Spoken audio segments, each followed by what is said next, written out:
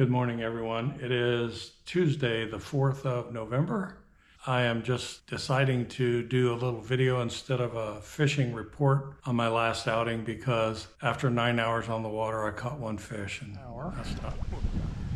And finally got my first fish, which is a largemouth. I don't know, 11-inch dink. Really pale, real pale fish. See you, buddy.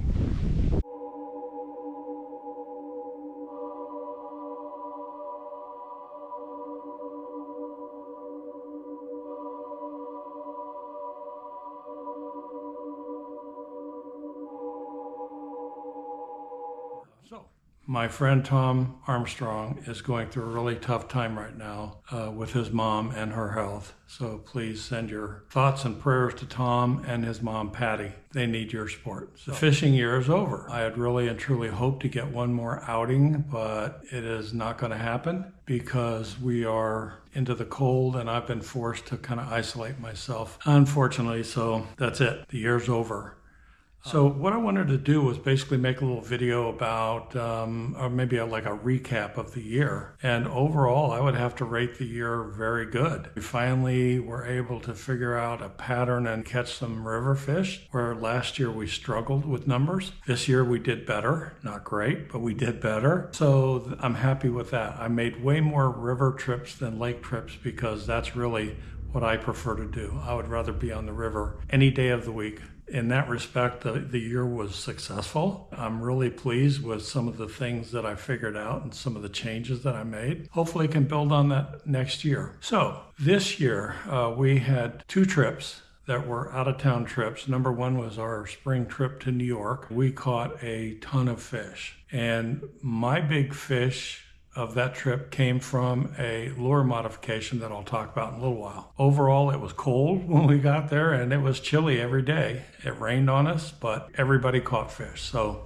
that was a great trip once again. That was my 3rd outing to New York and I have just had a blast every time I go. The second out-of-town trip was to Grand Rapids, Michigan to fish the Grand River. This year, Tom and Jim went with us, so we did 2 days on the Grand. The first day was slow for everyone. In spite of the fact that it was a record slow day for me, it was still a good day. It was still fun. My previous low number day at the Grand River was 25 fish. This year, I caught 21 fish on my first day. Now, is 21 fish a bad day?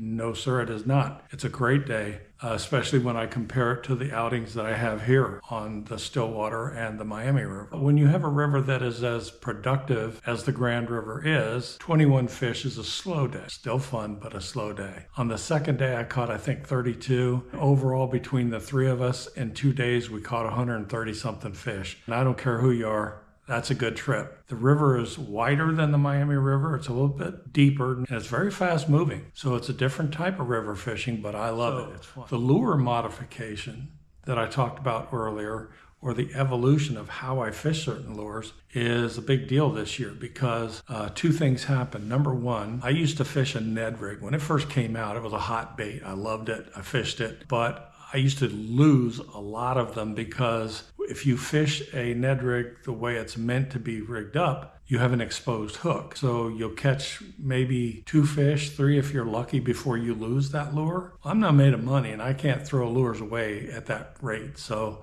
I quit fishing it. Until this year, I decided that I would go with a 1/0 wide gap hook and a 1/16 ounce bullet weight to use it as a Texas rig. And I started getting a lot of bites, had a good time with it, but I was still struggling with hookups. The fish would bite it and I would sit down on that fish and they were coming off at the boat. And so what I determined and the change that I made was that I decided to leave the hook exposed. It's still pulled up tight against the soft plastic body, but it's exposed. And my hookup ratio went out the roof and we started catching fish and having a blast. So the Ned rig evolution for me is that I went from the jig head to the wide gap, leaving the hook exposed, bam, it's catching fish.